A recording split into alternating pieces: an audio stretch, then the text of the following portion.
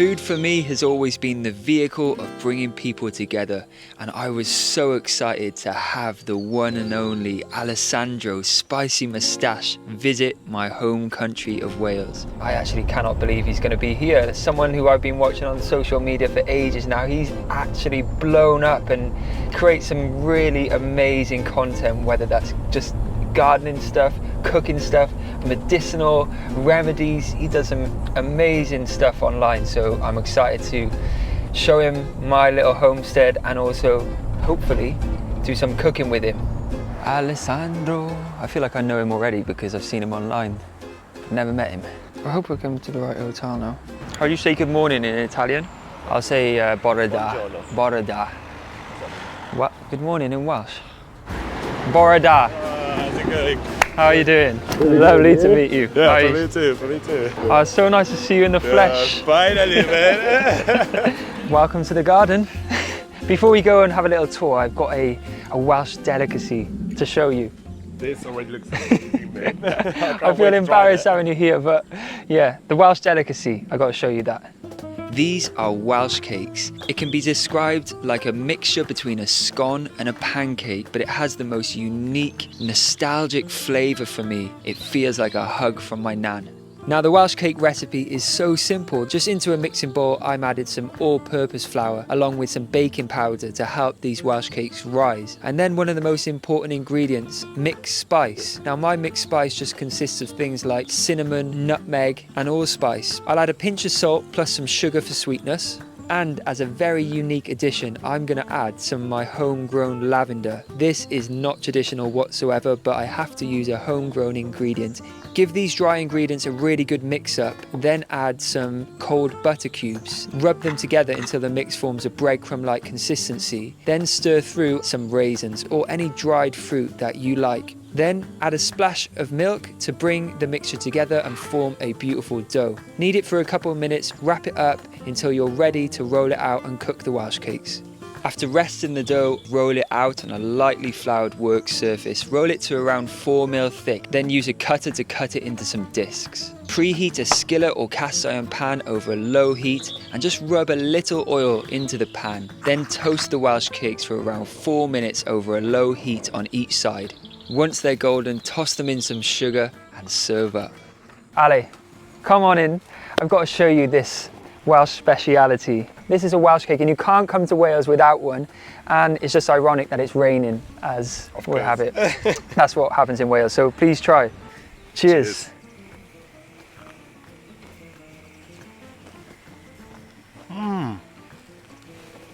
It tastes great, I love it. I love the cinnamon. That's very nostalgic for me. Feels like home for you, right?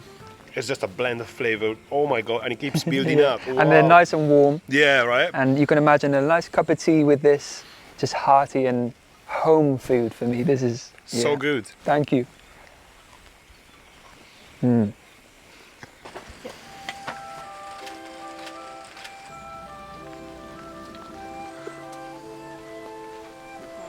Typically, it's raining. I'm sorry it's like this. But we managed to get the video done for your channel, which you can now see. It's such an honor to be featured on Alessandro's channel because I'm such a fan of his work. And it's not a complete disaster because we decided I'm gonna head down to London to your garden. So let's go. Well, I'm a bit disheveled, but we've made it to London in one piece, just about. And I'm about to see Spicy Moustache's famous urban garden. And if this garden doesn't make you enthusiastic about growing food, then I don't know what will.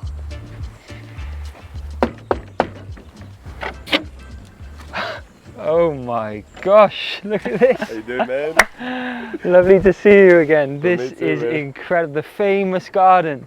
Welcome to my small garden. I think you're growing about the same amount of food here than I'm growing in my garden. Oh wow! Well. You actually look like Spicy Moustache here. I'm gonna show you around a few things. Yeah, please. Yeah, as you can see, we use, the vertical spaces quite a bit. We installed like an arch so we can grow tomatoes that keep climbing up. It's all about like trying to fit as many things as possible on many levels rather than just using just the ground.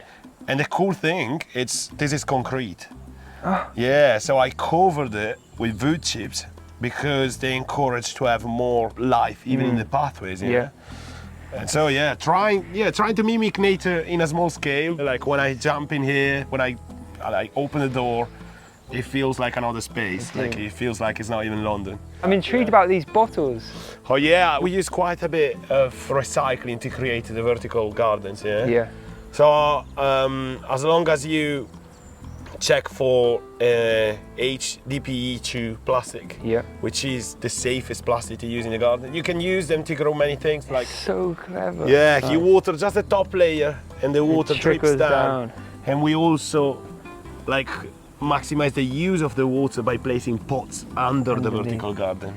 That is so smart. I think these kind of little tips like this are things that I can incorporate into my garden too, because you know sometimes when you've got an abundance of space, I'm not saying I've got the biggest garden in the world because I'm on a hill, but you don't necessarily think smartly about how you can, you just think, oh, there's enough space there, I'll just spread out. But actually, you know, you're using water in several different ways here. Exactly. You know, it's so smart. We have a small greenhouse as well.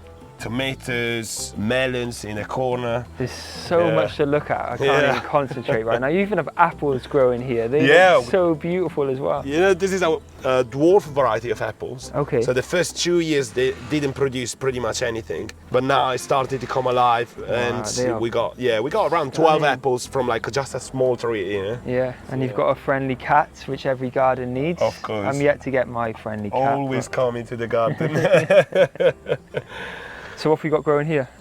In this space, we got rhubarb, celery, a few different things, but also, as you can see, mushrooms. So I keep about a few blocks of mushrooms, just because the humidity in there is pretty high. That's so clever. So you put the mushrooms within the plant, underneath these big, giant rhubarb leaves. Shaded, you know. That's so clever.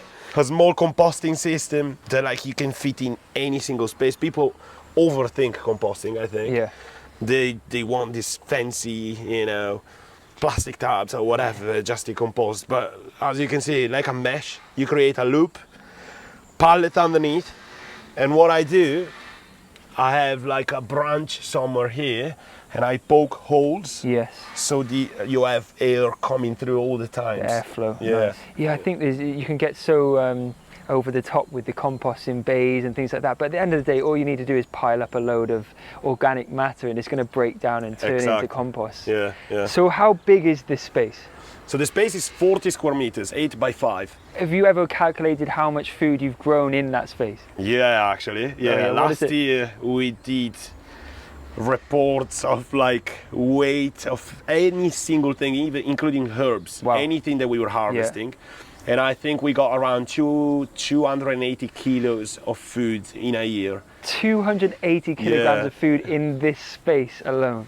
That is unbelievable. And it's funny because people think it's not worth it to put so much effort in a small space.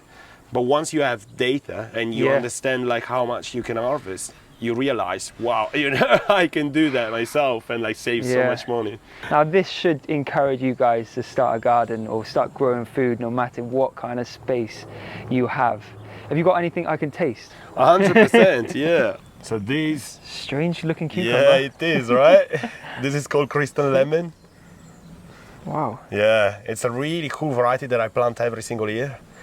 But the interesting thing, obviously, it doesn't taste like lemon. Right, okay. But it just looks yellow, lemony. Exactly. But the interesting thing is the flavor profile. Right. So I'm gonna slice through. Wow. Yeah. That looks juicy. It is. Yeah, you can have even the skin, but it's a bit tough compared to like a normal cucumber. And also they're outside. So obviously they need to develop a thicker skin. Right, I'm just gonna eat it. Yeah. It's like a really sort of just a more savoury watermelon kind of taste. Yeah, exactly. You've got me eating this cucumber, but I've just spotted some melons you got growing, which is melons growing in London. Yeah. In the city. We can go check it out. Crazy. Let's go and have a look at these. Do you mind if I go in the greenhouse? Yeah, please go for it. This is insane. I've just spotted on the way to the melons these incredible tomatoes, which I think I saw at Charles Dowding's garden actually. Yeah. What are they called? Crushed heart is one of my favorite variety. Super juicy, but also the texture, you know, compared to the majority of tomatoes. And wow, these melons, are they ready to harvest now? Yeah, they are. We can pick one, 100%. Go on in. How to tell if they're ready? Yeah. One of the tricks is to go by nose. Right. So you lift up the melon and you smell. It feels juicy. Yeah, it is. Yeah, definitely. All right, I feel like a lot of pressure. It's got a good weight on it too. Wow. Do you know what? Being in this little greenhouse is boiling in here. I think there's nothing better right now than a bit of a refreshing melon. So can we taste? 100%.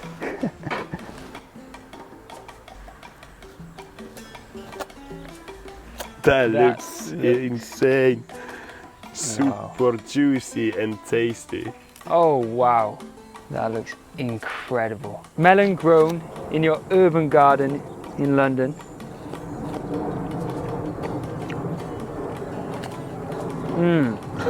That's unbelievably refreshing.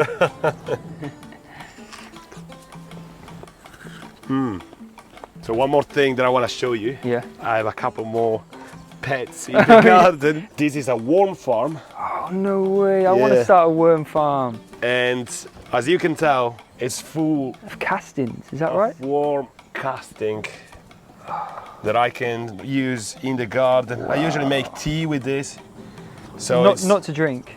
not to drink, yeah. So tea is just a sort of concoction that you pour over the plants to give it vitality? That's it, exactly. So where are the worms? So the worms are mainly in the top layer eating. Oh, so okay, so it's almost like steaming baskets. That's it. So you put scraps of food and waste Mainly in there, garden scraps, waste. Yeah. and then the worms are eating it, and the castings is what, the poop and stuff? Is it? Exactly. They can migrate between layers because we have like loads of tiny holes that I can show you here at the bottom. Oh, there's some worms there. Yeah.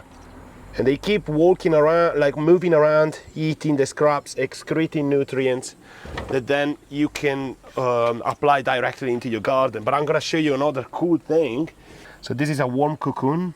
Oh wow. They contain up to 20 worms. 20 worms in that little Wow. thing. And basically, like what happens as soon as you introduce the first worms into the farm, then they keep eating, excreting, and producing new eggs. And at some point, you will have like a huge population of worms that you can then transfer into another farm, just part of it, and keep going, you know. Wow. And you can do this with buckets. I'm using this specific worm farm just because I found it from one of the neighbors. No they were way. chucking it away, and I Wow. was like, why? You know, I'm gonna use it. Yeah. When we walked in, I spotted some really ripe looking chilies. Now I'm up for a challenge if you are. I'm up for tasting my. one. Are they a hot variety? They are. Oh gosh. What's it called? I think there are some sort of Thai chilies.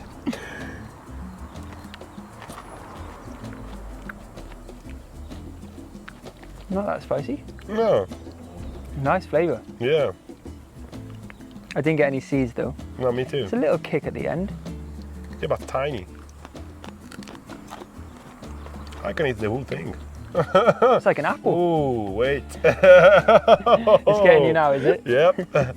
Bit of this chili with the melon. Yeah, Would be oh lovely. my God, wow. You know, because it's not too sweet, but I think that would be a nice combination. 100%. Yeah, it's getting to me now though. Yeah, cool my That's gonna be sweet. palate down. Yeah. These are beautiful tomatoes. Yeah. Well, thank you so much for showing me around. This has been so inspiring. You know, I thought I needed a bigger garden with, you know, flat land, but really I could just utilize some vertical space in my own garden and probably quadruple what I've managed to grow. And guys at home, you've seen it. This garden is absolutely abundant as anything I've ever seen before in the middle of London. So it's amazing what you've done. Thank you so for much, inspiring so many people. So happy to welcome people that understand this in my garden. Incredible, absolutely incredible. Thank you.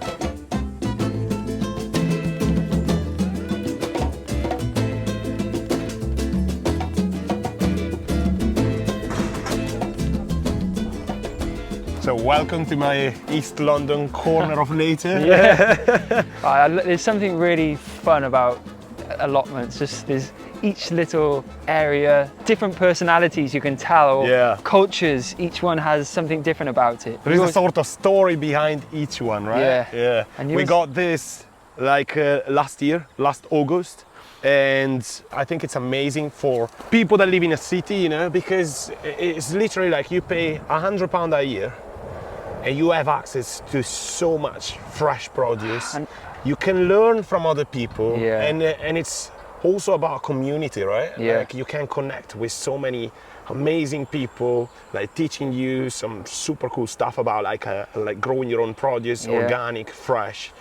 And for just the price of £100 a year, you know? That's one shopping trip, isn't it? £100, and how much food you can grow during the course of a year. But obviously, coming to the end of the growing season now, so I know you were saying that this isn't as perfect as it's ever looked, but still to me, you know, I was told by my friend Adam that a messy garden is a productive garden. That's true. I can imagine this has been extremely productive for you. Yeah, over the course of the past months, like we harvested so much food. I can imagine. A variety of so many different things. I've just seen some giant tomatoes. Oh yeah, wow. Over there. What we did in here, we planted lots of flowers, marigold, as you can see, because they mask the scent of your main crops. So they are basically protected from pests. Man, open one of the bins. Oh my gosh! I know. Look at these. Have you ever seen beans like this before? They are unreal. So this is another weird variety of bean apparently. Oh. Yeah. And not as exciting as these. No, I know, but it's that was a bit of an anticlimax. Yeah. So that's an heritage variety saved from the seed library. Right. And it's 100 years old. Wow. Yeah. And you have some amazing corn apparently, right? Oh, I've just spotted it there. That looks so healthy. So it's super easy to tell when it's ready. You just need to check the silks on the top. They need to be dry. And also with your hand, you can touch and feel the kernels. And that's the right stage to just pick your corn.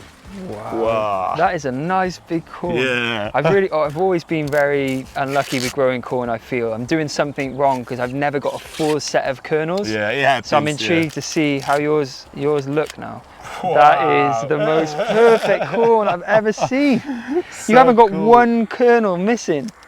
Alessandro said we can eat this raw, so I'll give it a go. Oh my gosh. That is unreal. I know. Now I know why they make so much corn syrup in America. That's sweet as anything. Yeah. With corn on the cob, really, to get the best sweetness and flavour, you want to cook it right away. Exactly. Some garden herbs and chili. I said I'm going to keep this simple, but actually, we might as well use this abundance of flavouring that you've got here, right? Great. What's your braiding skills like?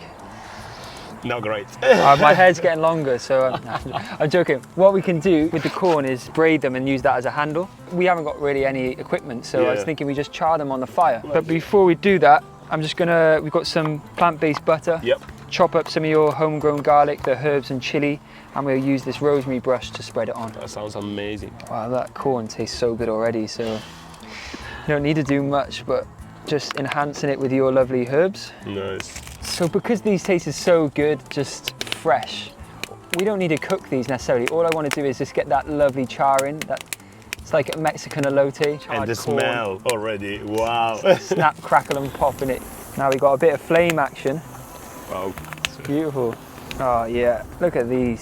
I think you may get a queue of allotment neighbours coming now. They smell this. So just a touch of salt to finish. One more lashing of butter. Oh man, amazing. It smells so good. Thank you for showing me around your incredible gardens. Thanks for you. Thank you for cooking this. Thank you for growing this amazing corn. It's going to be hot, but let's see what it tastes. Smell of it. Oh yeah. Oh my God, it smells amazing.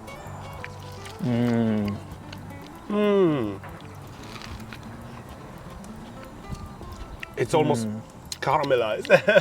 Yeah. It doesn't even need the cooking, but it's that little charring just adds something different.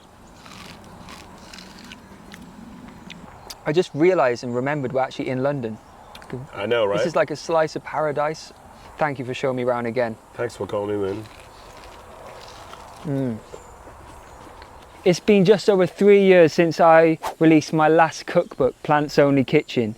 It's been a while since I made a new cookbook, and the reason is because I've been going through some huge lifestyle changes. I've been learning a lot about myself and finding some new hobbies, such as moving to the country and learning to grow my own food. And that will sure be the topic of my next cookbook, I hope, if I'm lucky enough to get a new book deal. We'll see. But I just wanted to bring your attention back to this book, Plants Only Kitchen, because it's a book that I am still so proud of. It's not necessarily the same sort of style of cooking that I do day to day now, but it is super delicious meals. They're simple meals. That's why I made this book. So I wanted to show people that plants only cooking can be really simple too. They're also protein packed meals too, because I love my working out and I love my gym. I still do to this day, and I still do cook recipes from this book. So I just wanted to let you know that if you want to get a copy, I'm doing a discount on my website for actually signed copies. My mum is amazing. She will send them to you wherever you are in the world. And that's the best way to support the channel and everything that we do, is getting them through my website rather than, you know, other Amazons and things like that. So if you want to support, this is the best way to support. And if you do, I really, really do appreciate it. It means we can continue to make epic videos on YouTube and content on social media. And if you've already got copies of my cookbooks and you bought them from the website, thank you so much. I hope they're serving you well in the kitchens. It means the world when I see you sharing images on social media of recipes that you've made from the book. And if you want to get a copy, you really want to support the channel, then you can use code GAZ10 Plants Only Kitchen, Gaz10 Plants Only Kitchen for 10% off my website, and that's the best place to get it from to really support. And you get a signed copy, and my mum sends it to you.